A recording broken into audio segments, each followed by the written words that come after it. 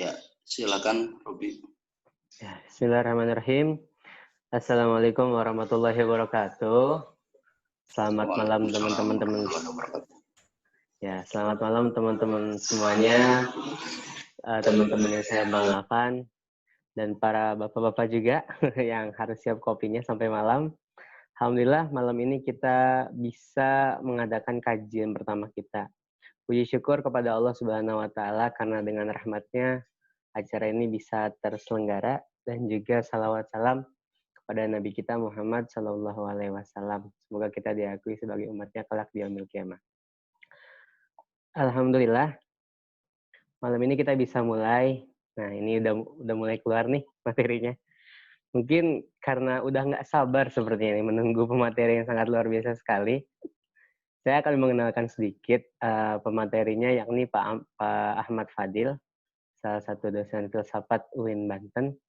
Jadi nanti akan dijelaskan oleh beliau apa saja pada malam hari ini yang akan dijelaskan. Mungkin segitu aja dari saya sebagai pembuka. Mari kita sama-sama membaca basmalah. Bismillahirrahmanirrahim. Kepada Pak Ahmad Fadil, saya persilahkan. Sebelumnya, saya ingin menyapa yang di meet juga, saudara siapa Aryan nih? Ya, kedengaran nggak suara saya? Betul Pak. Kedengaran ya? Ya, aman Pak. Baik. Bismillahirrahmanirrahim. Assalamualaikum warahmatullahi wabarakatuh. Waalaikumsalam warahmatullahi wabarakatuh.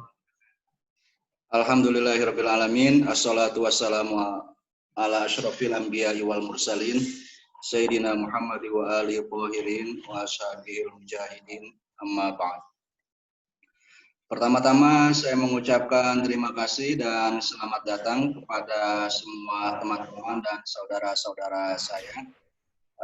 Saya mengucapkan terima kasih yang sebesar-besarnya sudah meluangkan waktu dan juga kuotanya untuk bersama-sama menemani saya belajar.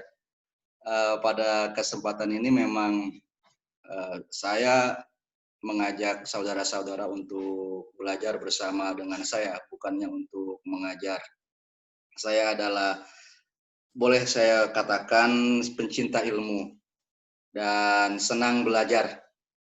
Inginnya sih bisa menjadi guru atau pengajar yang baik, tapi itu masih sangat susah. Gitu. Jadi mohon maaf kalau ini bukannya mengajar, tapi hanya bersama-sama belajar. Yang lebih tinggi dari itu adalah menjadi ilmuwan, gitu, tingkatan yang lebih tinggi lagi ya. Mudah-mudahan kita semua bisa mencapai ke level tersebut. Saudara-saudaraku yang saya cintai, sebagaimana sudah kita rencanakan, yang akan kita kaji adalah buku At-Tib Ar-Rohani karya Ar-Razi. Tunggu, saya stop dulu share saya ini.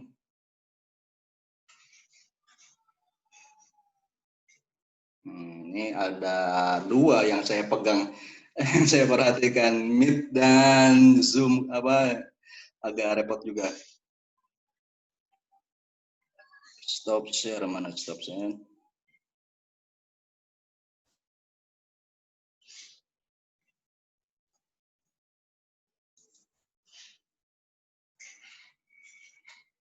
Ya, kajian kitab At-Tib Ar-Rohani ini kita rencanakan berada dalam konteks pembahasan konseling Islami, atau diberikan nama yang cukup bagus oleh saudara Robi, kajian konseling Islami klasik.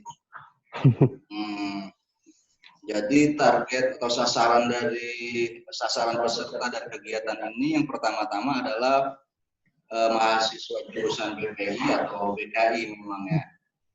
Kemudian yang kedua adalah mahasiswa jurusan filsafat, karena Ar-Razi ini dikenal sebagai seorang tokoh filosof.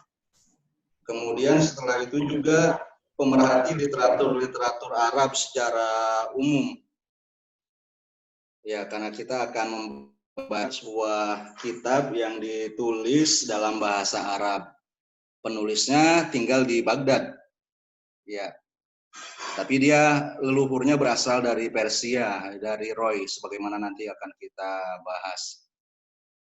Sebenarnya kita bisa membahas buku yang lain, karya ulama Nusantara misalnya, itu juga sangat menarik untuk dikaji. Tapi ini adalah salah satu pilihan, dan kesediaan kehadiran teman-teman untuk hadir di sini itu sangat menyenangkan saya.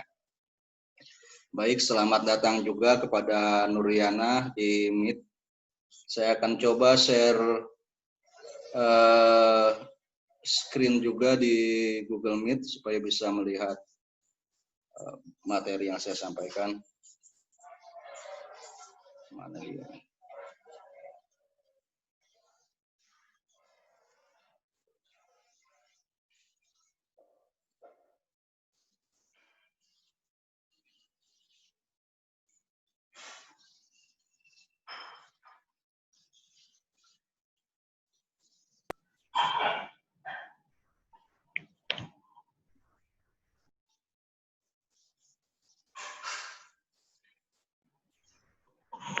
Ya, jadi teman-teman harap bersabar ya. Iya. Karena masih dalam proses nih. Jadi sambil persiapan semuanya, yuk dibuka kitabnya yang tadi sore kita share bersama-sama. Silahkan.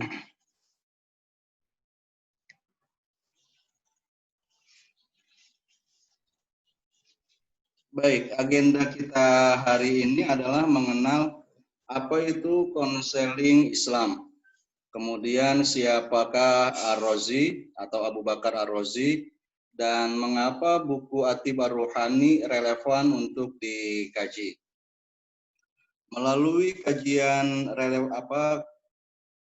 konseling Islam klasik ini, kita punya harapan. Di perguruan tinggi agama terdapat banyak prodi yang beratributkan Islam. Di antaranya ada BKI dan BPI. Nah, kajian kita ini diharapkan dapat mengungkap sebagian makna atribusi ini. Sejumlah orang secara apatis menyatakan bahwa konsep, filosofi, dan teknik konseling yang diajarkan di jurusan-jurusan atau prodi-prodi itu tak lain dari teori-teori konseling barat modern yang dapat disebut sebagai konseling konvensional, gitu ya, seperti bank konvensional. Sedangkan konseling Islam atau konseling yang syar'i itu masih berada pada level masih diidam-idamkan. Iya, iya. BKI dan BPI dalam hal ini gitu ya, itu berkompetisi, fastabiqul khairat, kompetisi dalam kebaikan, atau berkolaborasi dengan sesama prodi di fakultas dakwah. Misalnya kita mengenal ada komunikasi dan penyiaran Islam, ada pengembangan masyarakat Islam. Kemudian juga dengan prodi-prodi di Fakultas Ekonomi dan Bisnis Islam dan Fakultas Tarbiyah juga, yang di belakangnya ada II-nya, FEBI. Ada Islamnya. Ada Islamnya. Iya. Misalnya di FEBI ada apa saja? Asuransi Islam, perbankan Islam, di Tarbiyah ada manajemen pendidikan Islam. Nah, itu semua apa sih maknanya? Apakah sekedar karena dia berada di bawah naungan Kementerian Agama? Jadi ada perbankan Islam, nanti ada perbankan Kristen, Hindu, Buddha, Konghucu, dan sebagainya. Konseling juga seperti itu, komunikasi juga seperti itu. Artinya yang dikomunikasikan adalah sesuatu yang berasal dari ajaran Islam, hanya sekedar itu saja.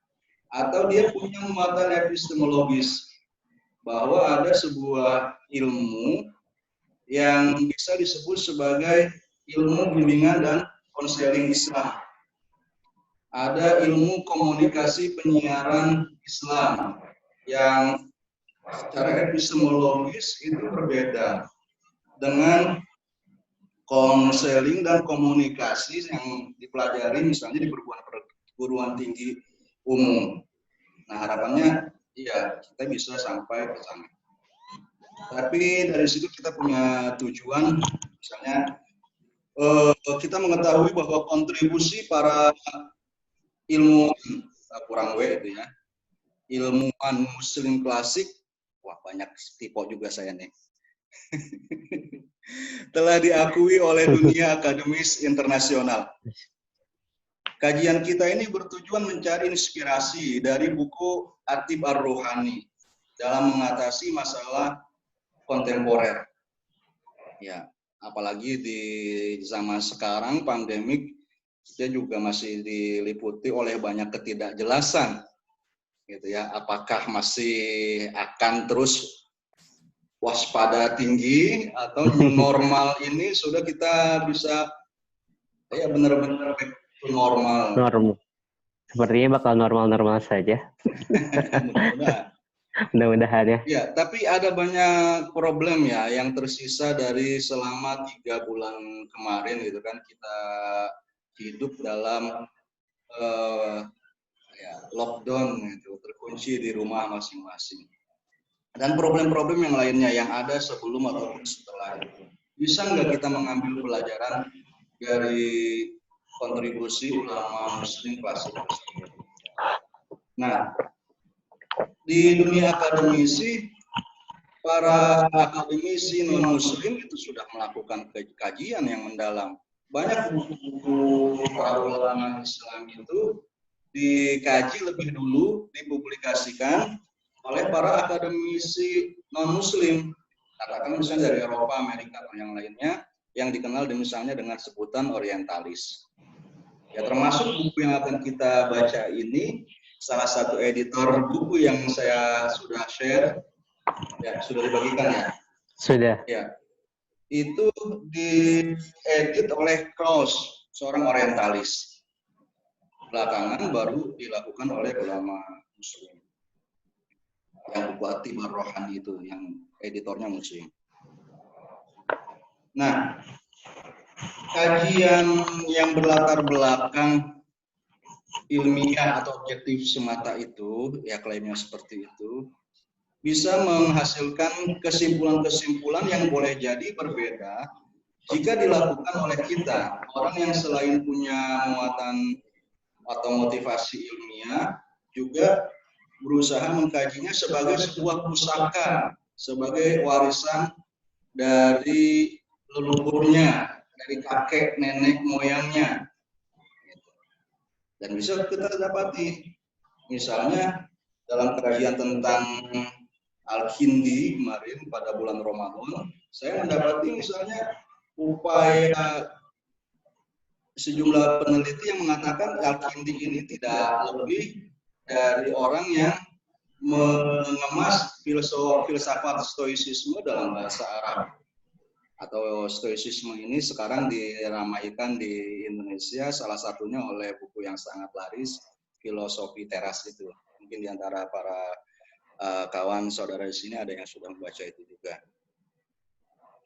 Nah, kata-kata seperti itu ada muatan subordinasi, merendahkan, gitu. Apa yang berasal dari peradaban Islam dan mengunggulkan hal-hal yang berasal dari peradaban lain, dari peradaban milik mereka sendiri. Secara umum dalam kajian filsafat Islam ada yang mengatakan filsafat Islam itu tidak ubah dari jembatan dari filsafat Yunani, yaitu filsafat Eropa, ke filsafat Eropa modern. Mereka melewati jembatan yang namanya filsafat Islam. Ya terima kasih, gitu kan. Tapi setelah lewat jembatan itu, sekarang ini milik kami sendiri.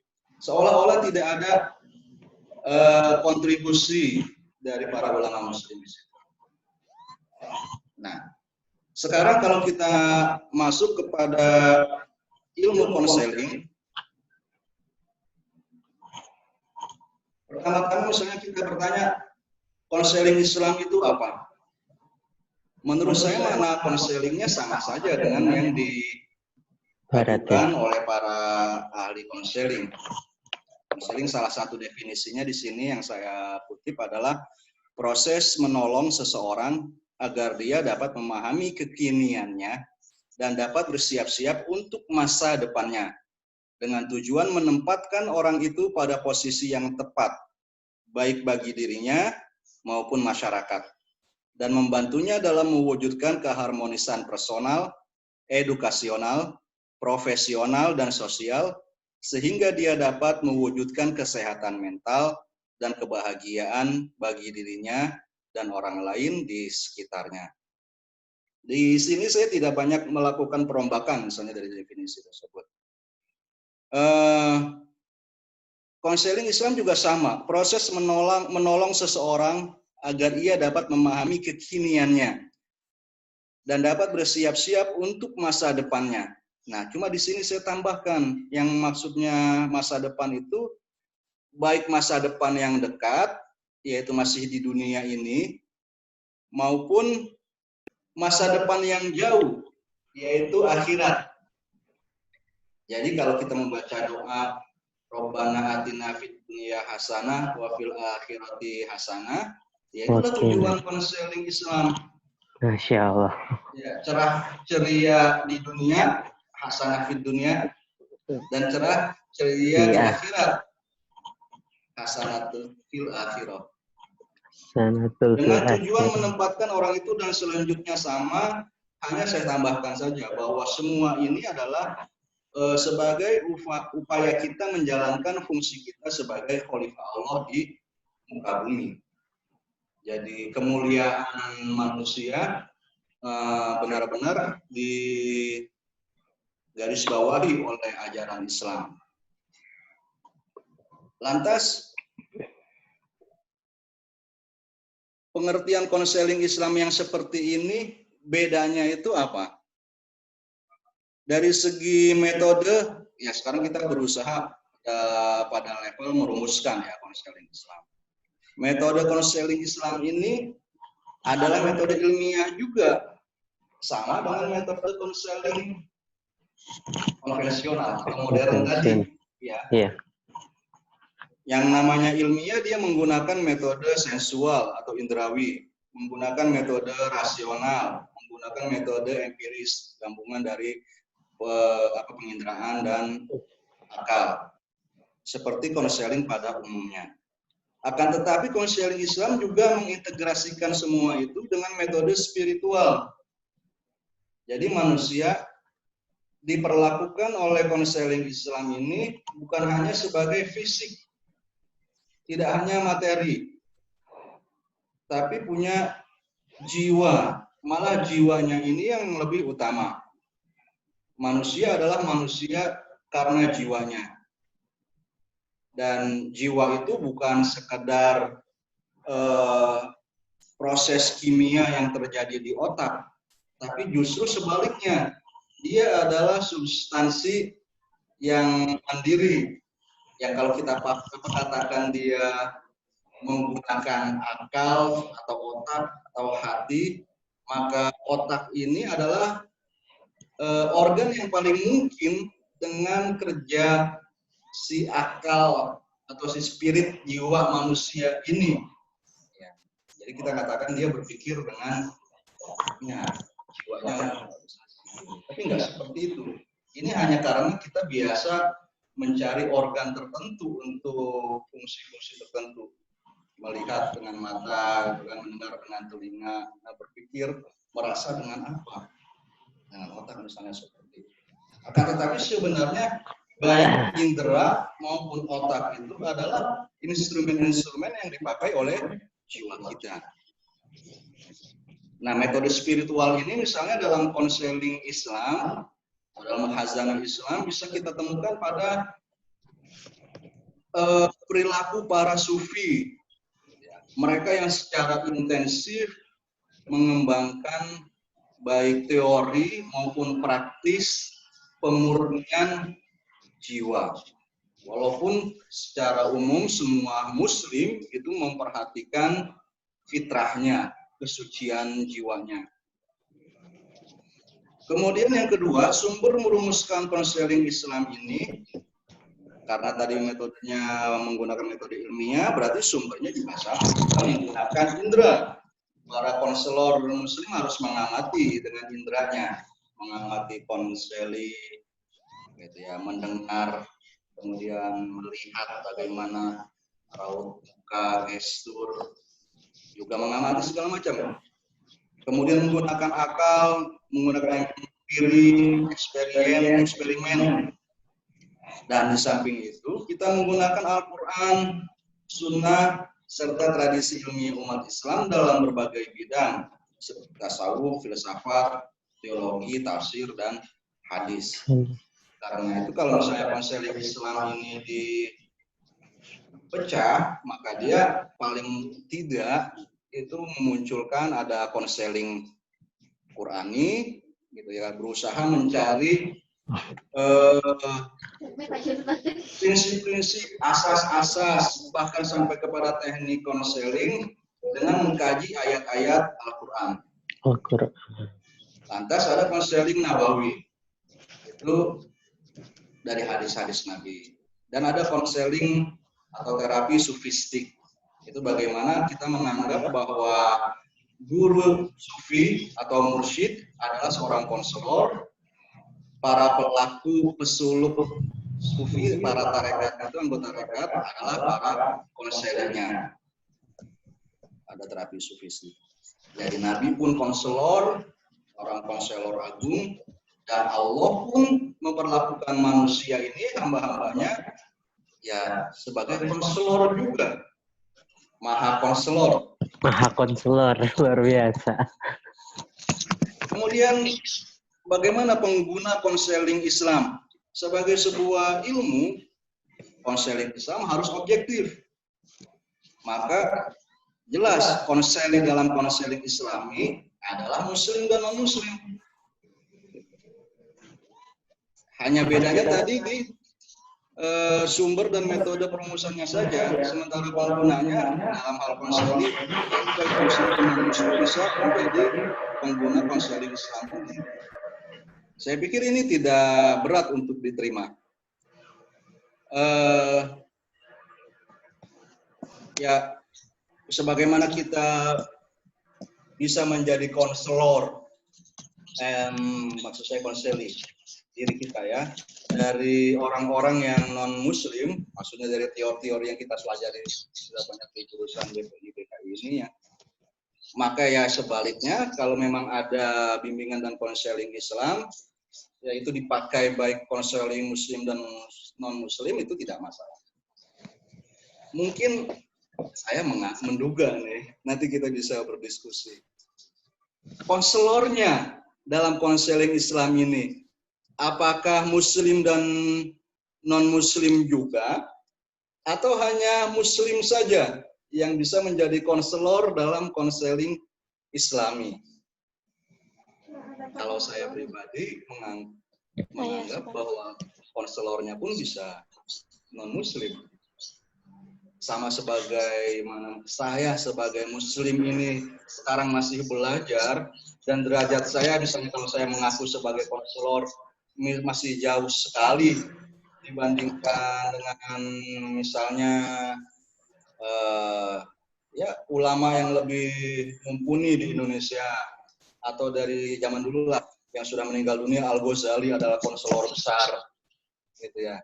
Apalagi kepada wali-wali yang lebih tinggi lagi dan selanjutnya, itu kan ada titian, ada anak tangga yang sangat banyak sekali, dan semuanya bisa mengaku sebagai konselor yang menggunakan konseling Islami. Maka jika ada non-muslim yang mempelajari, yang membaca konseling Islam, lantas ya dia juga disebut sebagai konselor dalam konseling Islami, bayangannya kira-kira kurang lebihnya seperti itu. Selanjutnya, ya ini adalah kajian yang panjang. Walaupun sudah berumur lebih dari 3 dekade keberadaan jurusan konseling Islam di perguruan tinggi agama ini, dan sekarang kondisinya sudah lebih baik dibandingkan misalnya awal 2011-an ya. Sekarang udah mau 2021, dalam 10 tahun terakhir ini sudah banyak terbit buku-buku psikologi Islam dan konseling Islam. Tapi masih tidak salah jika dikatakan bahwa usaha untuk mendiskusikan konseling Islami ini masih merupakan perjalanan yang 1000 mil panjangnya gitu ya, saking panjangnya. Tapi ya kita melangkah saja, karena dalam sebuah ungkapan perjalanan 1000 mil itu dimulai dengan satu langkah. Nah, dalam usaha mengkaji ini bagaimana? Kata Ibnu Rushd, dalam bidang ilmu apapun kita tidak bisa memulai kajian dari nol. Kita harus memulai dari titik di mana orang-orang sebelum kita selesai, berhenti. Dari sana kita mulai. Jadi kita harus periksa dulu nih apa yang sudah dikaji oleh orang-orang sebelum kita, muslim, non-muslim, dan sebagainya. Kalau semuanya sudah bagus, kita ambil. Tinggal kita kembangkan lebih lanjut. Karena tulisan itu pasti dibuat oleh pengarangnya sesuai dengan apa yang dia lihat pada zamannya. Berbeda dengan yang kita lihat pada zaman kita ini. Kita ambil semuanya, lantas kita yang belum ada kita tambahkan. Jika ada yang kurang, misalnya kita nggak setuju dengan Freud, nggak setuju dengan behaviorisme, di mana ketidaksetujuan kita? Atau kalau semuanya nggak setujui, bukan sebagian, kita juga tetap harus berterima kasih kepada para pengkaji itu sebelum kita. Karena tujuan kita tadi dalam melakukan konseling Islam ini sama dengan tujuan mereka. Menempatkan setiap manusia pada posisi yang tepat bagi dirinya masing-masing. Sehingga dia bisa nyaman dengan kondisinya sekarang dan bisa mempersiapkan diri bagi masa depannya. Kemudian Zaki Najib Mahmud mengatakan bahwa ada fase seorang akademisi atau ilmuwan atau satu umat itu menjadi seperti semut. Dan ada fase mereka menjadi seperti lebah. Semut ini adalah pengumpul bahan makanan dari mana saja. Remah nasi, remah roti, apapun dia bawa. Dia gotong bawa ke sarangnya. Disimpan di sarangnya dalam bentuk yang sama. Itu sebagai persediaan makanan dia pada masa berikutnya. Ini seperti kita menerjemahkan buku dari bahasa Inggris, bahasa Arab, dan bahasa-bahasa yang lain ke bahasa Indonesia. Itu dilakukan oleh semua orang. Eropa sebelum maju, mereka menerjemahkan buku-buku dari peradaban yang paling keren sebelumnya, yaitu peradaban Islam. Peradaban Islam juga sebelum dia mengalami kejayaan, dia menerjemahkan buku-buku kedokteran, fisika, kimia, dari peradaban-peradaban yang sudah keren yang ada sebelumnya. Peradaban India, peradaban Mesir, Yunani, Romawi, dan sebagainya. Dan mereka juga pada gilirannya pasti sebelumnya melakukan hal yang sama kepada yang lebih dulu lagi. Nah, begitu juga kita sekarang. Sebelum kita menjadi lebah, yaitu ilmuwan yang bisa mengolah bahan-bahan tadi, kemudian mencernanya, gitu ya. Lantas bisa mengeluarkan, bisa memproduksinya menjadi madu, menjadi sesuatu yang berbeda dengan yang dikonsumsi ya. Lebah mengambil putik-putik bunga, gitu kan, keluarnya jadi madu. Nah, kita belajar dari berbagai kebudayaan, dari barat, dari timur, dari Islam, dari non-muslim, kita olah seperti lebah supaya bisa menjadi teori konseling Islam atau yang dalam bidang yang lain apapun, itu yang sesuatu yang baru, yang bisa bermanfaat, bisa dinikmati, madu itu oleh siapa saja. Nah, Muhammad Mahdi Tehrani mengatakan bahwa akademisi atau ilmuwan muslim memang mesti bekerja 2 kali lipat daripada ilmuwan lain. Karena dia harus mengerjakan semua yang dikerjakan ilmuwan lain secara ilmiah tadi. Aturan-aturan ilmiahnya harus dikerjakan oleh kita, ilmuwan muslim. Nah, di luar itu, kita harus mengkaji juga pandangan Islam dalam masalah yang dia teliti. Itu kurang ketika yang dia teliti. Ya. Kita meneliti misalnya tentang jiwa. Sudah ada penelitian banyak tentang jiwa dari berbagai latar belakang budaya. Nah, kita kaji itu secara ilmiah lagi. Kemudian kita pelajari juga bagaimana pandangan Al-Quran, pandangan hadis, gitu ya. Kemudian penerjemahan para sufi yang masalah jiwa. Gitu. Kalau bukan konseling muslim kan mereka sudah cukup pada langkah yang pertama tadi. Iya. Nah, selanjutnya teman-temanku, siapakah Abu Bakar Ar-Razi ini? Di sini saya menampilkan sebuah peta Iran, Irak, kemudian ada Arab Saudi, ada Mesir, kelihatan di sini. Sebelah kanan ada Turkmenistan, Afghanistan, Pakistan. Nah, Ar-Razi itu adalah sebuah julukan yang diberikan kepada orang-orang yang lahir di sini nih, di kota namanya Roy. Jadi setiap orang yang lahir, tinggal, atau punya leluhur orang Roy, itu dia semuanya menjadi Ar-Razi. Nah, di Indonesia, selain subjek atau tokoh yang kita bahas ini, ada satu Ar-Razi lagi yang sangat terkenal. Fakhruddin Ar-Razi. Atau banyak kita punya teman, punya guru gitu ya, yang bernama Fakhrur Razi. Nah, beliau adalah ahli tafsir, usul fikih, dan teologi yang populer di Indonesia, salah satunya lewat karyanya Mafatihul Ghaib. Sedangkan yang akan kita kaji adalah Abu Bakar Muhammad bin Zakaria Ar-Razi.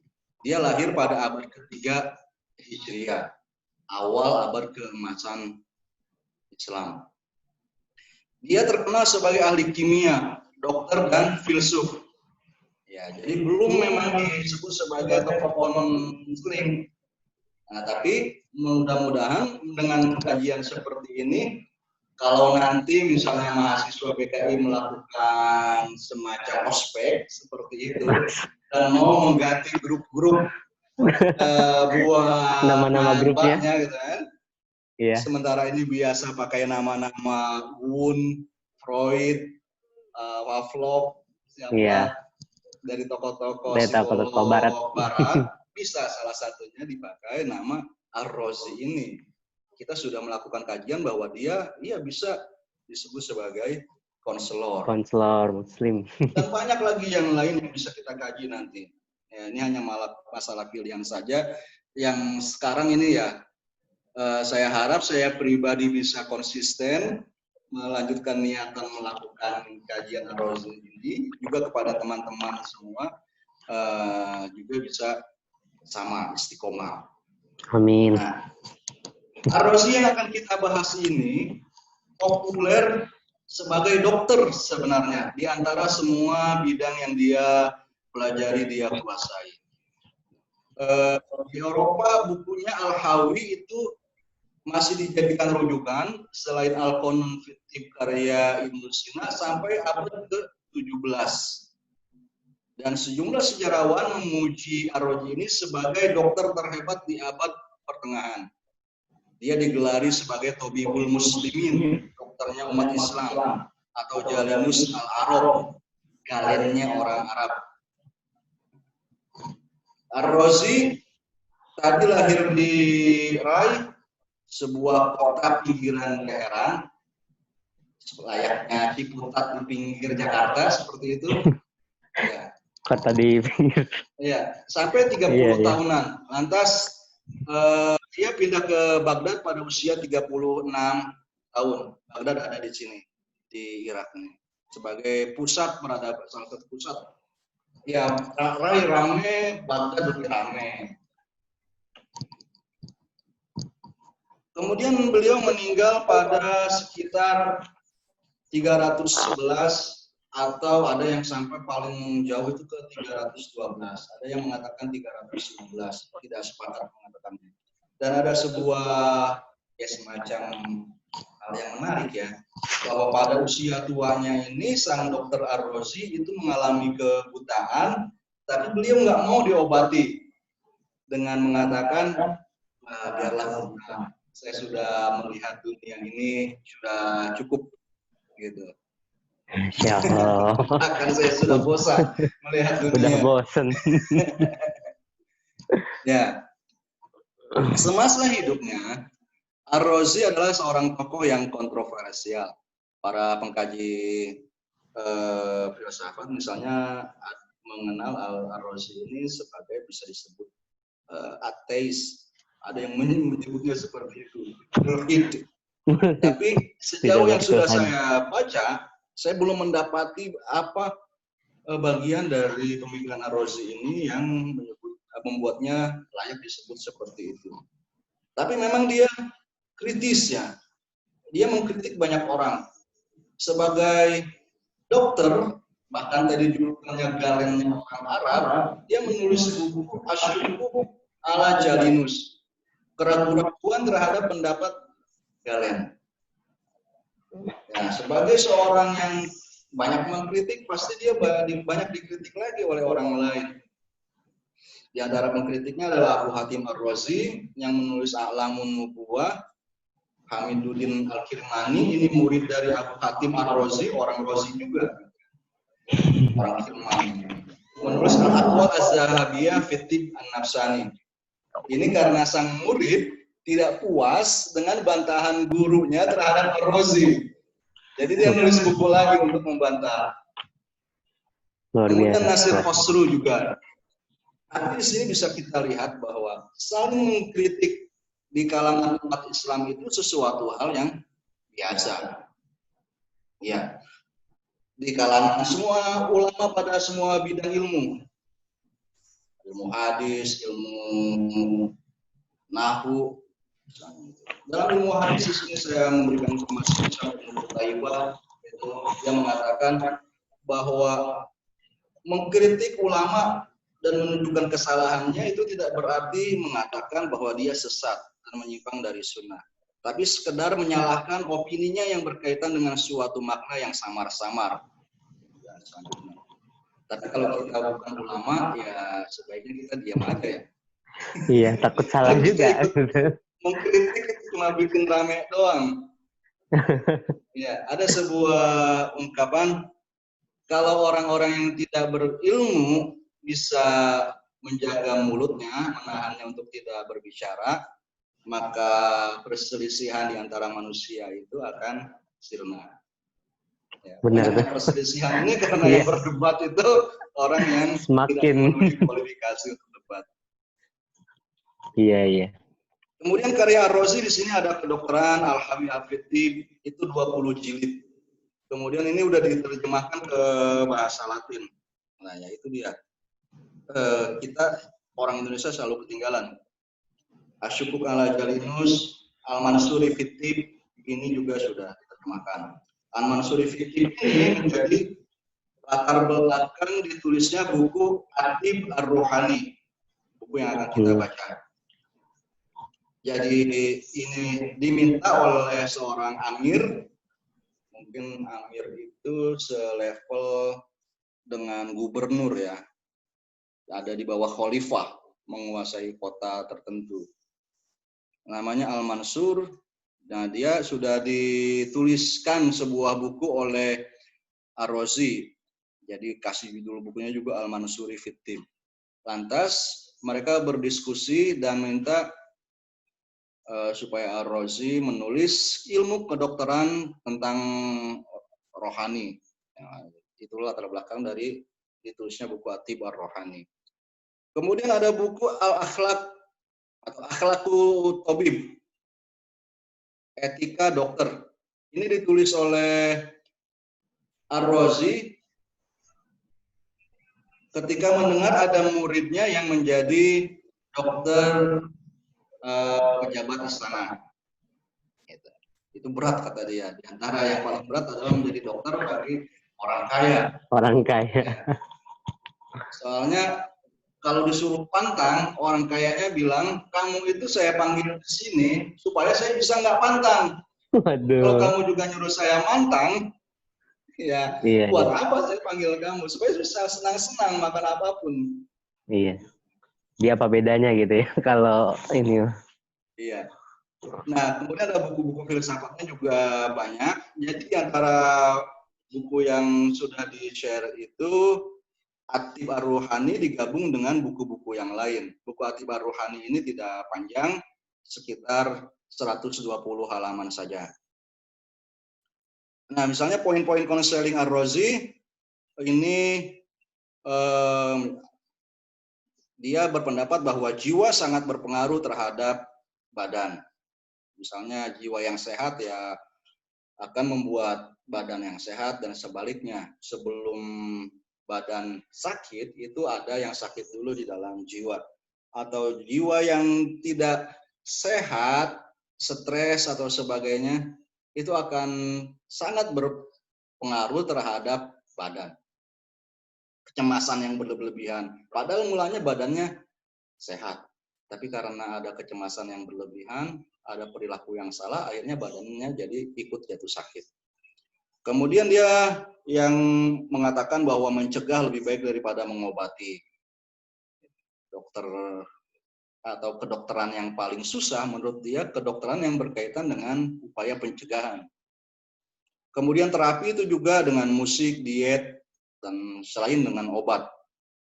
Nah, ini bagian-bagian yang berkaitan dengan konseling. Kemudian pada buku Atib Ar-Ruhani nanti yang akan kita baca, bisa kita dapati ya semacam akar lah, atau benih-benih dari apa yang kita sekarang kenal sebagai terapi rasional, emosional, dan behavioral, REBT. Nah, saudara-saudara sekalian, sebelum saya lanjutkan kepada membaca Rosail Falsafiyah atau Atib Ar-Ruhani pada bagian Atib Ar-Ruhani ini pendahuluannya, saya stop dulu supaya kita bisa berbagi pendapat, pandangan. Mungkin ada masukan-masukan, ada tanggapan tentang apa yang sudah saya sampaikan tadi. Sebelum nanti misalnya bagaimana kita kaji buku Atib Ar-Ruhani ini, atau saya sampaikan dulu ya sekarang. Untuk mengkaji Atib Ar-Ruhani ini, yang saya bayangkan adalah kita membacanya halaman per halaman. 120 halaman tersebut dibagi dalam 20 bab. Tapi ada terpikir juga jika seperti itu istiqomahnya perlu sangat luar biasa. Maka ya modal kuota juga ya. Iya. Ya, maka terpikir oleh saya, walaupun sekarang belum saya lakukan, tapi insya Allah bisa. Membacanya itu bisa saya rekam, kemudian masukkan ke YouTube misalnya. Ke YouTube.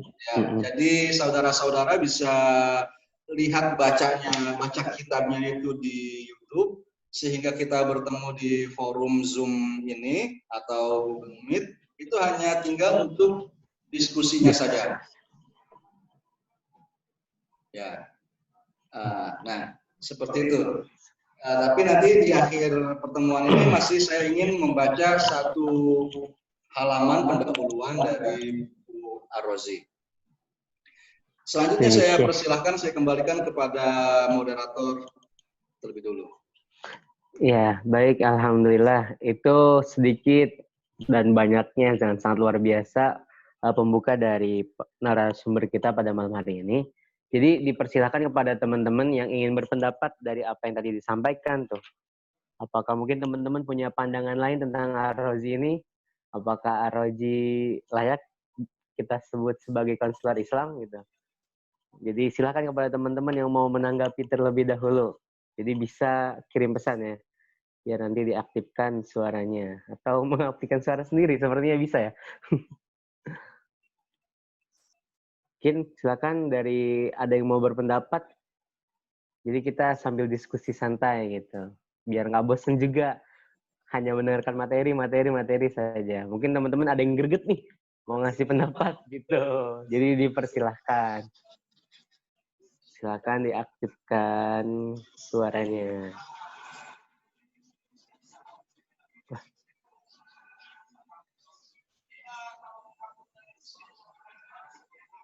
Ya, diceruput dulu kopinya. Boleh teman-teman sambil santai aja gitu.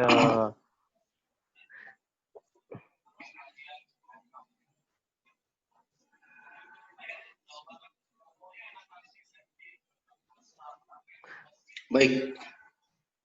Kalau belum ada berarti kita lanjutkan Kita lanjut baca aja mungkin halaman ya. pertamanya ya. Biar menarik gitu. Kali udah baca halaman pertama jadi lebih tertarik untuk berpendapat.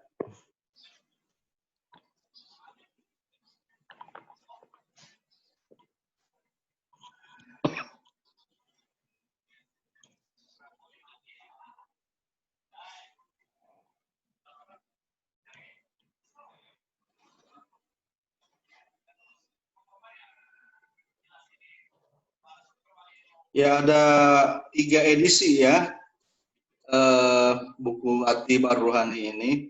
Yang satu dicetak oleh penerbit Al-Murtadawiyah, yang satunya lagi oleh Darul Afaq Al-Jadidah.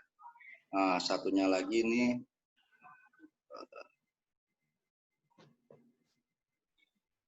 penerbitnya apa namanya?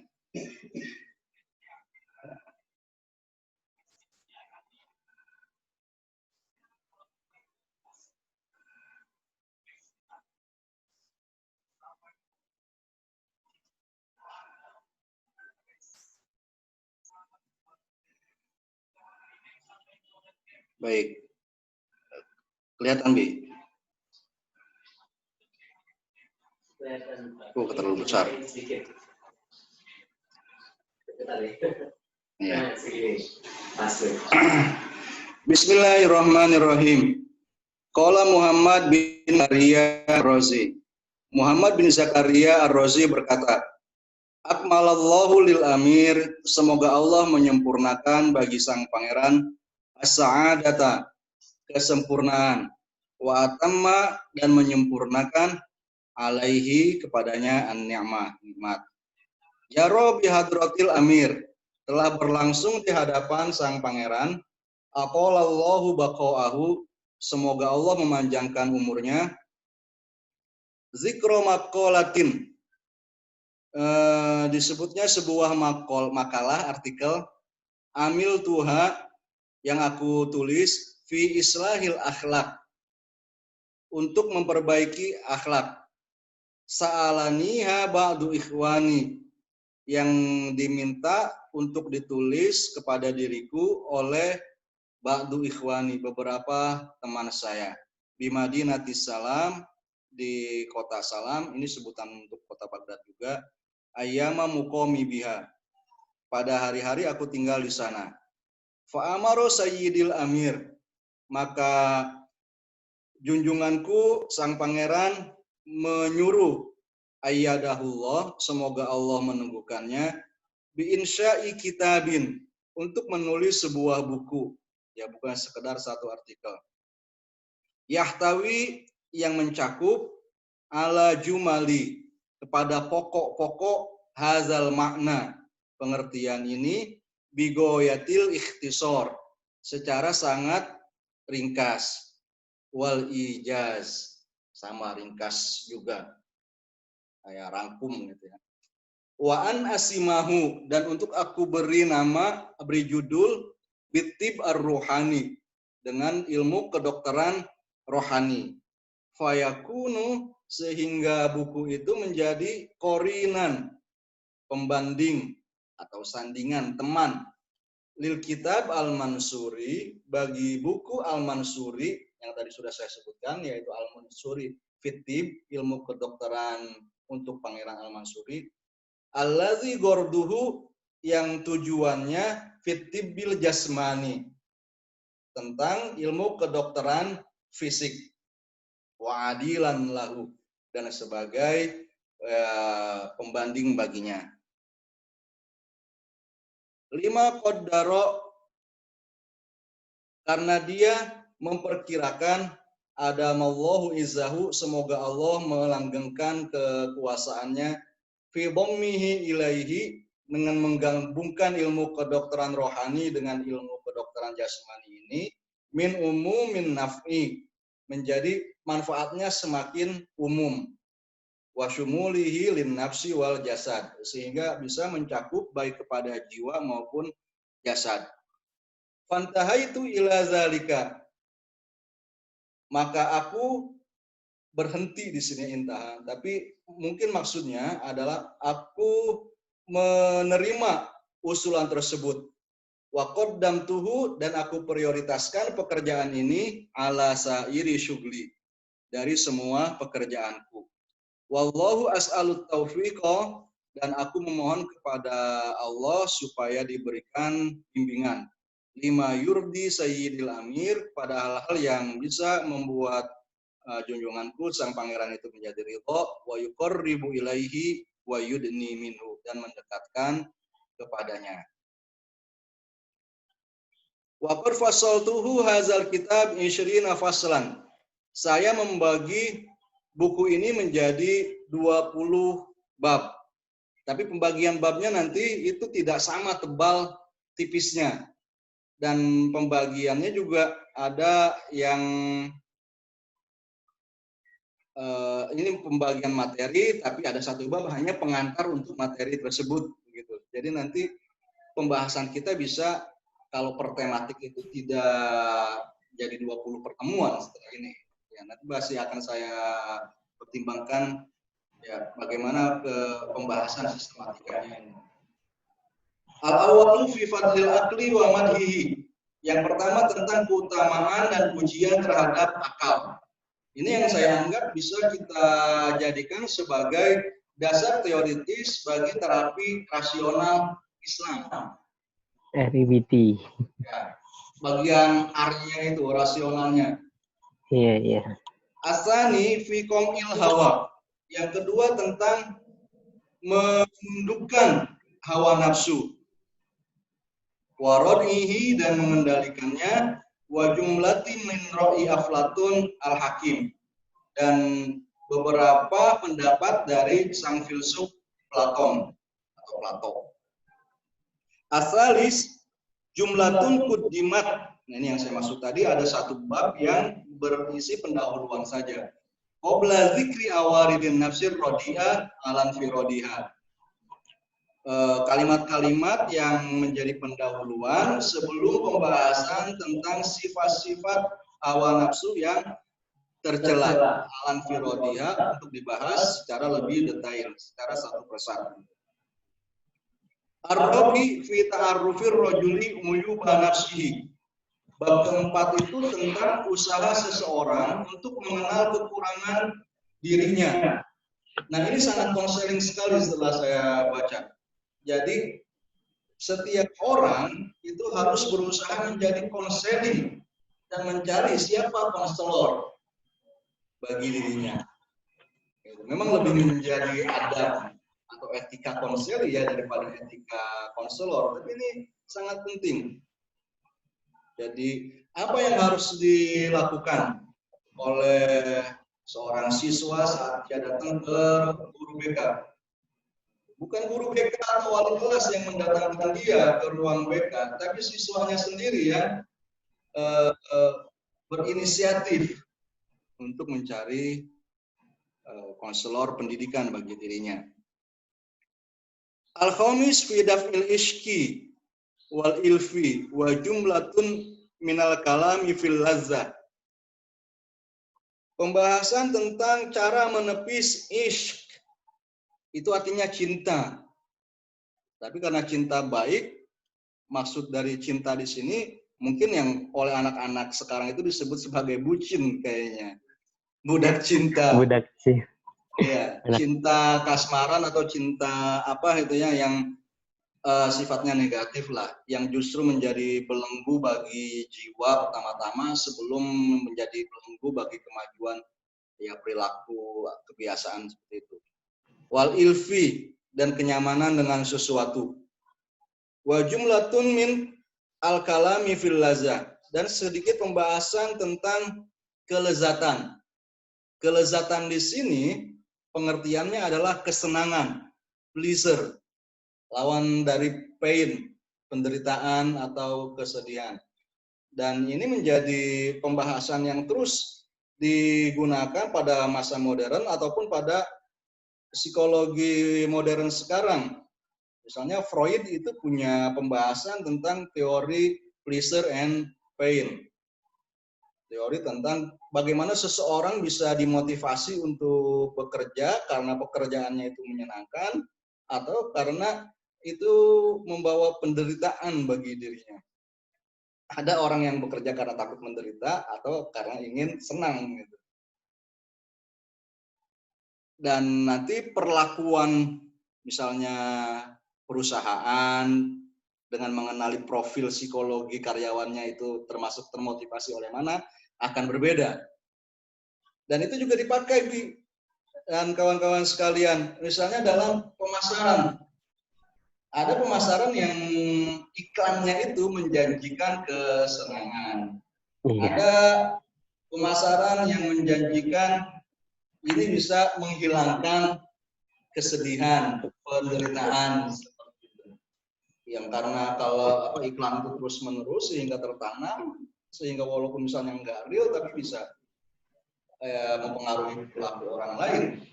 Iya. Sebagian perilaku kita pada masa pandemik ini juga gitu kan, karena masalah ini gitu.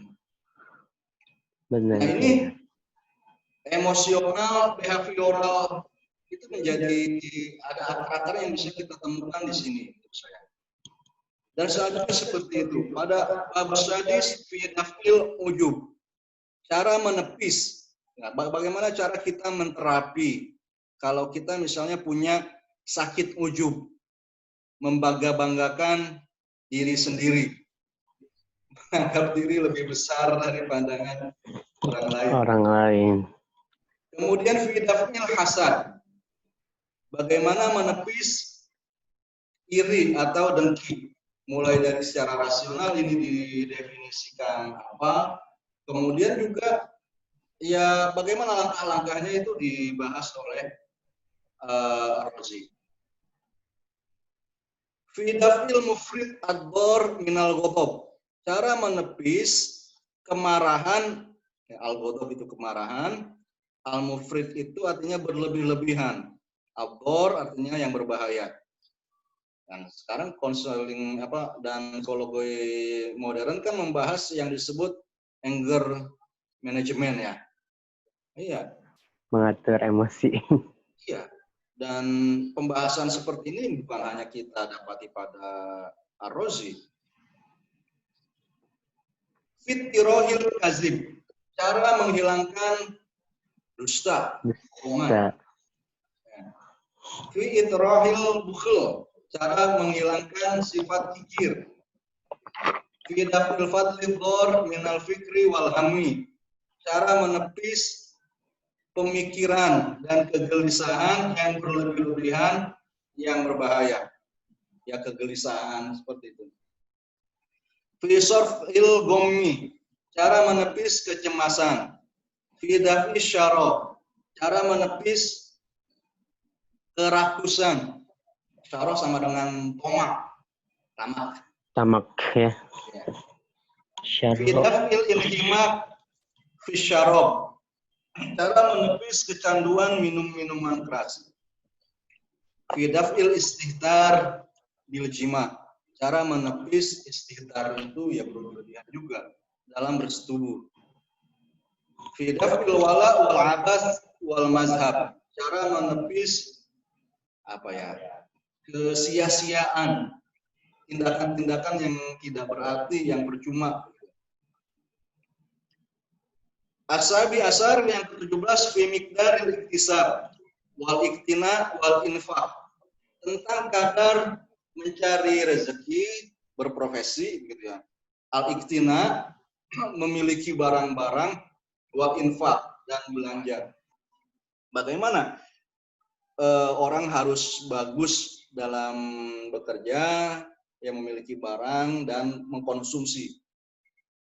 Fi daf'il mujahadah wal mukadahah ala talabir rutab wal manazil ad-dunyawiyah, menepis terlalu bersungguh-sungguh, mujahadah, mukadahah terlalu membebani diri berlebih-lebihan. Ala talabir rutab, dalam mencari rutbah, Rutab itu jamak dari rutbah. Rutbah artinya pangkat, jabatan. Wal manazil ad-dunyaiyah, dan kedudukan-kedudukan duniawi.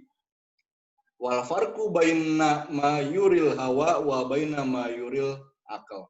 Dan perbedaan antara apa yang diperlihatkan oleh hawa nafsu dengan apa yang diperlihatkan oleh akal. Atasi al-Asyar bab ke-19 Fisirah al-Fadilah tentang cara hidup yang baik. Wal babul ishrun fil khaufi minnal maut, tentang rasa takut kepada kematian. Rasa takut kepada kematian ini juga salah satu bahasan psikologi yang penting gitu ya. Tentang bagaimana sebenarnya hakikat kematian dan sebagainya. Itu daftar buku Al-Razi. Baik, saya kembalikan lagi kepada moderator. Baik teman-teman, jadi itu nanti yang akan kita bahas. Jadi pertemuannya bukan hanya malam ini aja ya. Santai kok, santai. Kalau malam ini kita bahas semuanya, mungkin nggak bakal cukup 1 malam. Bisa aja dari pagi sampai besok. Jadi kita kaji berskala tahap, insya Allah tiap minggu. Jadi teman-teman yang udah sekarang masuk, mudah-mudahan bisa stay terus gitu ya. Setiap malam Jumat insya Allah ya Pak ya. Iya. Malam Jumat kita mulai acara ini. Ya, tapi begini, pertama evaluasi saya sendiri ini ya. Di player kita mengatakan bisa menggunakan 2 ya, pakai Zoom dan Meet. Ternyata agak rumit untuk saya membagi 2 tempat ini gitu ya. Tadi saya lihat ternyata yang di Meet-nya saat saya mau berbagi layar malah mati. Iya. Jadi mungkin nanti butuh ini ya, kalau tetap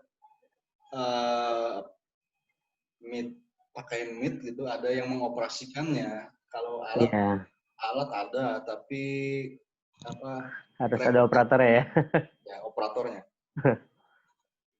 Mungkin nanti bisa kita share juga kali Pak yang tadi materi sebelumnya PPT-nya ke grup nanti. Bisa. Ya. Jadi takut yang di Meet tadi ketinggalan gitu.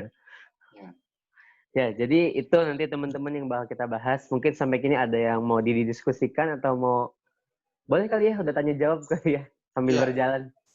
Ya, bagaimana pandangan para teman-teman sekalian di sini? Ada yang namanya sama dengan saya nih, Bapak Muhammad, Kang Muhammad Fadil gitu ya. Sama-sama. Ya. Dari mana Kang? Dari UIN Ciputat, Pak. Dari UIN Ciputat. Ya, saya Ahmad Fadil, di sini ada Muhammad Fadil gitu. Nah, bagaimana pandangan Akang? Dari jurusan masih kuliah atau apa? Alumni UIN Serang. Alumni UIN Serang. Ya. Jurusan? Di UIN Serang Hukum Ekonomi Syariah. Ya. Terus sekarang alhamdulillah proses berlanjut di UIN Ciputat ambil hukum keluarga. Hukum keluarga. Oke ya. Ya, insya Allah mudah-mudahan kalau menurut saya ada hal-hal yang bisa diperoleh ya dalam pendidikan keluarga. Bagaimana dari bab-bab yang disebutkan tadi ya. Sikap rasional, bagaimana mendidik anak supaya rasional dan yang lain-lain. Atau bagaimana sendiri pandangan Kang Fadil tentang tadi? Itu masalahnya banyak berlatar belakang ilmu konseling Islam ya, walaupun itu hanya sebagai contoh sebenarnya. Untuk sekarang sih lanjut aja dulu Pak, belum terakulasi lah. Saya belum terakulasi, jadi belum kegambar sepenuhnya gitu. Iya, baik. Yang lain mungkin ada tanggapan? Ya mungkin dari kawan-kawan yang lain, silakan yang mau berpendapat tinggal diaktifkan saja. Nah ini ada Pak Zeno nih, aktif nih. Pak, silakan yang mau berpendapat. Ya, Pak Fadil, ini ikutan nimbrung nih saya nih. Dosen ekonomi ikut-ikutan ngaji. Nggak apa-apa. Kalau saya pernah dengar tentang Ar-Razi yang satu ini tuh di bukunya Syekh Utsman Najati ya Pak, yang banyak menulis tentang psikologi Islami. Jadi belum banyak tahu secara langsung sebetulnya. Nah, justru yang lebih dulu dengar itu tib ruhaninya Ibnul Jauzi gitu, yang seakan-akan kalau ngelihat latar belakang pemikirannya itu sepertinya diametral bertentangan nih dengan Ar-Razi yang ini, walaupun sama-sama tib ar-ruhani. Nah, kira-kira apa ya pertimbangan atau keunggulannya atau aspek-aspek lainnya gitu yang membuat ternyata tib ruhani Ar-Razi ini lebih pantas gitu untuk dikaji di pengajian kita ini, gitu Pak. Keren ya pertanyaannya nih. Ya, di sini ada juga saya punya teks asli dari buku yang Pak Zeno sebutkan tadi, At-Tib Ar-Ruhani karya Al-Jauzi. Sebagian mengatakan bahwa Al-Jauzi itu justru menulis sangat terpengaruh oleh At-Tib Ar-Ruhaninya Ar-Razi. Bukannya diametral, muatan yang disampaikannya waktu itu sama. Gitu. Dan dikatakan bahwa Al-Jauzi hanya menambahkan ayat Al-Quran atau hadis atau riwayat asar dari salaf untuk setiap tema yang dibahas oleh Ar-Razi. Tapi setelah saya baca, tapi nggak sepenuhnya seperti itu. Kalau pandangan saya bahwa ya dari segi sistematika berbeda. Ar-Razi menulis 20 bab, Al-Jauzi menulis 30 bab. Tapi jumlah halamannya tidak lebih banyak, itu juga buku yang tipis. Ya. Ada benarnya bahwa pada sebagian bab, Al-Jauzi menambahkan ayat-ayat Al-Quran, hadis, dan riwayat dari salaf. Tapi yang lebih dari itu menurut saya, kelebihan Al-Jauzi itu adalah dia memparafrase penjelasan Ar-Razi menjadi beredaksi lebih mudah. Ya. Jadi karena sebenarnya saya tahunya itu belakangan Jauzi ini. Ya, kalau melihat dari segi praktis dan simpel bahasanya itu menjadi lebih mudah dipahami oleh saya sendiri, gitu kan, juga oleh masyarakat nanti sasaran terakhir kita, buku Al-Jauzi itu menjadi lebih menarik untuk dikaji. Dan gitu. Bisa lebih misalnya mendekati kata-kata Islam. Iya. Karena banyak dalil ya. Islami itu. Karena ada parafrasenya dari penjelasan Ar-Razi dan ada tambahan dalil-dalil ya. Hadis, dan riwayat dari salaf. Jadi pilihannya adalah di sini rasionalisasi. Atau alasannya, saya kenal ini lebih dulu, gitu, Ar-Razi ini. Iya. Kemudian yang kedua, ini untuk tujuan kolaborasi, Mas Zeno. Jadi bagaimana orang yang berlatar belakang filsafat bisa menjadi lebih akrab dengan ilmu tadi psikologi, ilmu konseling. Karena menurut saya pengkotak-kotakan ilmu ini tidak baik. Jadi saya senang sekali kalau Kang Muhammad Fadil ini dari latar belakang fikih keluarga juga membuka jendela gitu untuk mempelajari buku buku di bidang filsafat, konseling dan psikologi. Pak Zeno luar biasa, kan, walaupun tadi ekonomi ya. Iya, dari ekonomi. Tesisnya saja sangat tidak ekonomis kayaknya ya Pak ya.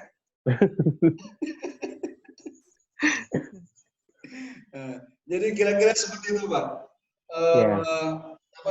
Lintas-lintas atau ilmu-ilmu yang berada di perbatasan ini antara ilmu yang satu dengan ilmu yang lain yang bisa menjadi jembatan pertemuan antara berbagai bidang ilmu ini, menurut saya ada nilainya, nilai urgensi atau nilai pentingnya untuk kita pelajari. Ya mudah-mudahan untuk setiap bidang, saya belum baca keseluruhan buku yang Al-Jauzi tersebut, nanti bisa kita manfaatkan, kita bisa bandingkan dengan perkataan Ar-Razi ini. Ya. Ya, baik, jadi seperti itu Pak Jeno. Baik, Jadi- ya nuhun Oke. Sebenarnya masih Lebih ada ke- nih. Kalau boleh masih ada nih pertanyaan. Siap. Ini karena tadi Pak Kiai Fadil sudah menyinggung di awal, jadi malah ingin bertanya gitu. Kan kalau di bidang ekonomi syariah, perbankan syariah, di dunia nyatanya itu praktisinya itu sangat mungkin non Muslim ya, di Malaysia, di Inggris, direktur bank syariah itu justru non Muslim. Jadi dia bisa mempraktekkan konsep perbankan syariah di bank syariah itu. Nah, apakah tadi belum dijawab mungkin ya Pak sama Pak Fadil, apakah dalam konsep konseling Islam pun demikian itu bisa seorang yang non Muslim sebutlah begitu, dia memahami konsep konseling Islam terus mempraktekannya secara Islami gitu. Nah, bagaimana Pak Fadil? Ya. Ya itu sebenarnya modal bagi kita. Iya. Tersebut ya. Kalau terlalu jauh mungkin bisa ditunda dulu. Bankir bahkan direktur bank syariat itu bisa non Muslim. Ya di bidang keilmuannya juga seperti itu. Saya tadi sudah mengajukan pertanyaan gitu ya, ingin mendapatkan pandangan dari teman-teman. Tapi saya sendiri sebenarnya punya pandangan juga yang sudah saya syaratkan bahwa saya sih oke gitu. Bahwa konseling Islami ini konselornya adalah non-Muslim. Non-Muslim. Hanya saja penguasaan konseling Islam si konselor non-Muslim itu pasti tidak akan setinggi Al-Ghazali, Al-Qadir Al-Jailani, para wali-wali Muslim itu yang jelas sebagai konselor juga. Tapi dia mungkin bakal selevel dengan saya. Gitu kan? Spiritualitas yang kita miliki misalnya. Kan ya bagaimana ya? Gitu. Itu satu hal. Kita nggak bisa lain bisa lebih tinggi daripada itu teman belajar kita. Kemudian yang kita pernah baca, saya pernah baca misalnya waktu awal mengenal jurusan bimbingan konseling Islam ini, ada konseling pastoral, ada konseling Kristiani. Dia merujukan kajiannya ke kitab Injil ya. Atau kita juga bisa konseling Buddhisme, kayak begitu menganggap sebagai Siddhartha utama adalah seorang konselor, dan bisa kita praktekkan tanpa kita kehilangan, tanpa saya misalnya mencurigai akidah saya gitu bakal terpengaruh dengan mengamalkan, menerapkan hal tersebut. Dan kalau ini diresiprokan, dibalikan kepada orang non-Muslim yang mempelajari konseling Islam ini, saya sangat mungkin. Dan belum lama ini saya juga membaca sebuah buku dari Maimonides, seorang filsuf Yahudi yang tetap Yahudi. Ternyata di bagian pendahuluannya dia baca Alhamdulillah juga, dan sholawat dan salam juga. Karena dia menulis di bawah peradaban Islam. Oh, seperti itu. Kayak gimana itu, saya belum menarik untuk saya kaji lebih lanjut.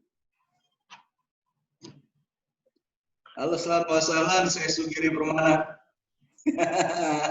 Pak Kiai, gitu kan, kita belum baca. Kita belum baca ilmu firasat ini. Ya.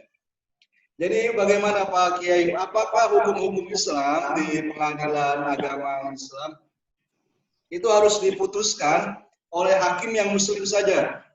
Pak Sugiri Permana ini teman saya di pesantrennya. Teman-teman semua yang baru masuk ini, beliau menjadi hakim. Gitu. Nah, coba kita minta pertanyaannya nih.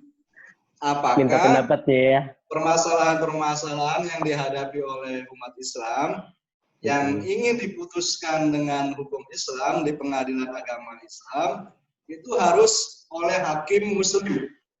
Boleh nggak itu dilakukan oleh hakim yang non-muslim?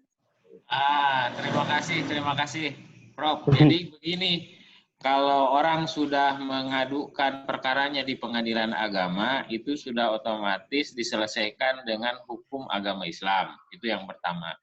Kemudian yang kedua, seluruh pegawai pengadilan agama itu adalah muslim, bukan hanya hakimnya, tapi pegawainya itu muslim. Terkecuali ada beberapa PA memang di wilayah minoritas gitu ya. Ada pegawai yang non-muslim, itu cuma 1-2. Tapi kalau hakim seluruhnya muslim. Lanjut, Prof, lanjut. Saya mendengar. Iya, itu kan kenyataan. Iya. Pertanyaannya bukan dalam kenyataan. Dari segi kemungkinan. Secara ilmiah atau imajinasi gitu. Mungkin nggak hakim pengadilan agama Islam itu non-muslim? Peraturan, bukannya politik juga, kita nggak bicara politik ini. Mabok itu nanyanya mabok.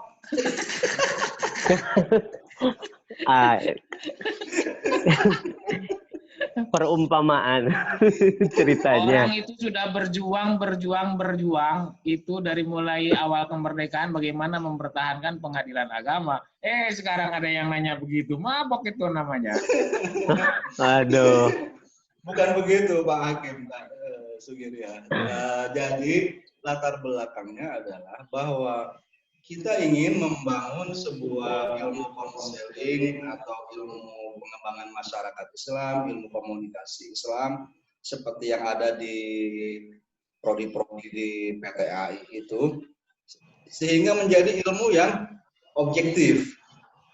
Asuransi Islam, ilmunya itu lantas menjadi bisa dipahami, bisa diujikan kebenaran atau akurasi, validitas, manfaatnya gitu juga oleh siapa saja, baik muslim maupun non-muslim. Kalau di dalam bidang ekonomi misalnya, direktur bank syariat Islam ya, itu bisa non-muslim. Iya. Pas muncul Pak Kiai ini, ya jadi muncul pertanyaan tadi. Gimana kalau hakim ya? Gitu. Bagaimana kalau hakim? Jadi si yang non-muslim itu kita asumsikan dia menguasai juga nilai-nilai, prinsip-prinsip, berusaha mengusahakan kemaslahatan buat para yang berperkara di pengadilan agama Islam ini. Masih mabok? Masih kejauhan? Mabok. Aduh. Sekarang gini, boleh nggak Majelis Ulama Indonesia itu anggotanya non-muslim? Lanjut. Ya. Baik, terima kasih. Saudara-saudara yang lain, ya anggap terima kasih lalu ikut hadir. Gimana pengalamannya nih di sekolah? Gimana pengalaman Anda menerapkan ilmu-ilmu konseling dari jurusan BKI? Mungkin di sana juga bertemu dengan BK yang bukan dari prodi BKI. Apa kira-kira bedanya pendekatan oleh Anda yang dari latar belakang BKI dengan teman guru yang bukan dari BKI? Boleh share pengalamannya. Suaranya dulu.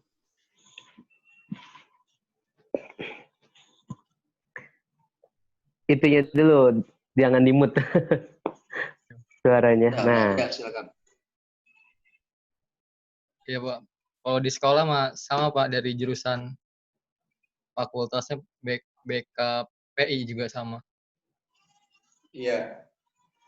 Ada nggak misalnya lantas Angga merasa, oh karena saya dari jurusan BKI, alhamdulillah saya mendapatkan kelebihan yang nggak didapatkan orang yang belajar di luar BKI. Ya ada ilmu yang lebih gitu Pak. Apalagi kebutuhannya? Ya Pak. Kebutuhannya dari kajian-kajian klasik Islam untuk bidang ilmu atau bidang profesinya Angga ini. Apa ya Pak? Ya kebetulan baru pertama sih Pak ikut kajian, jadi masih belajar Pak. Mungkin ada teman yang lain. Nah, ini ada yang membuka. Silakan. Ya, Supo silakan. 1724. Oh, baru masuk dulu. Baru masuk. Kak siapa? Rahma bukan? Kak Rahma ya? Ya, assalamualaikum. Maaf baru Masalah. Iya, nggak apa-apa Kak Rahma. Ini dari Sukabumi Kak Pak.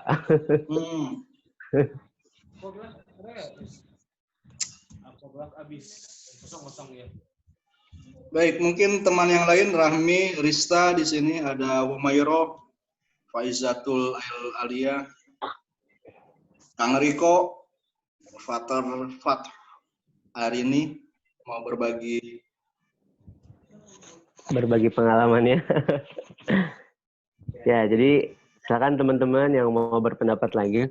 Sekarang kita di sini sama-sama untuk mengembangkan ilmu gitu. Dia yang mungkin ada pendapat lain gitu. Jadi kita sama-sama mencari kebenarannya gitu. Yang punya pandangan lain silakan untuk disampaikan juga. Maka langsung dihidupin aja ininya. Dihidupkan suaranya dan silakan berpendapat.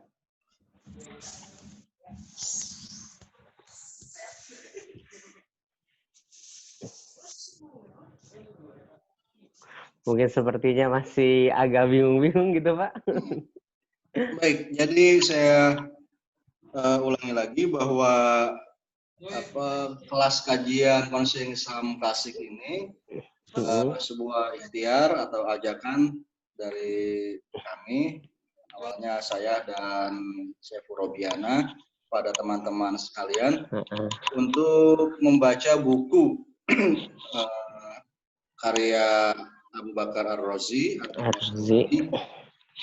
karena kami beranggapan bahwa pembacaan buku ini akan punya manfaat bagi pengembangan ilmu, terutama bimbingan dan konseling Islam. Kemudian yang direncanakan pada awalnya kita akan bertemu seperti ini mungkin seminggu sekali setiap malam Jumat. Yang membaca tadi baru kita baca pendahuluan, pada pertemuan depan kita akan membaca bab satunya sampai hatam. Insya Allah. Ada kemungkinan kalau bisa untuk baca kitabnya itu saya baca di sendiri gitu ya, kemudian saya rekam dan saya upload ke YouTube sehingga teman-teman sekalian bisa menonton di YouTube itu untuk membacaan kitabnya, sementara di media Zoom ini kita bisa langsung diskusi. Gitu.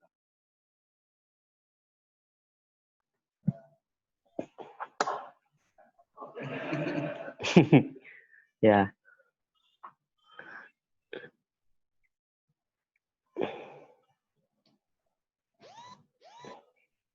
Baik, mungkin kalau tidak ada yang lain lagi kita cukupkan dulu, Robi. Kita cukupkan sampai di untuk sini. malam ini, Pak. Untuk malam ini nanti masukan-masukan dari teman-teman sekalian juga evaluasinya bisa dikirim lewat mungkin Robi bikin form nanti kita, Pak. Form lagi ya. Ya, jadi minta tanggapan dari mereka baiknya gimana seperti itu. Baik, saya mengucapkan terima kasih sekali lagi kepada teman-teman semuanya yang sudah menemani kita belajar. Pada pertemuan depan mungkin bisa mengajak teman-teman yang lainnya lagi supaya lebih hangat, bisa lebih banyak lagi yang hadir di sini. Kurang lebihnya saya mohon maaf. Assalamualaikum warahmatullahi wabarakatuh. Waalaikumsalam warahmatullahi wabarakatuh. Kasih tepuk tangan dong meskipun di rumah masing-masing. Ya, terima kasih kepada Bapak Ahmad Fadil yang sudah menyampaikan materinya yang sangat luar biasa sekali. Semoga dengan materi tersebut bisa membuka pikiran kita gitu, bahwa ilmu ini sangat luas sekali. Dan apapun dari mana sumbernya, mari kita cari kebenaran bersama-sama seperti itu. kita kembangkan lagi pelajaran yang ada di agama Islam ini untuk menjadi ilmu yang lebih luas kembali gitu. Jadi kita kembangkan ilmu pengetahuan kita. Mungkin itu aja teman-teman, nanti kita lanjut lagi insya Allah di malam Jumat selanjutnya sambil menemani malam-malamnya, sambil belajar. Terima kasih semuanya, satu-satu deh. Kak Fadil, Kak Angga, Pak Sugirit, Kak Rahma, Kak Rahmi, ada Rahma-Rahmi ini jadinya ini.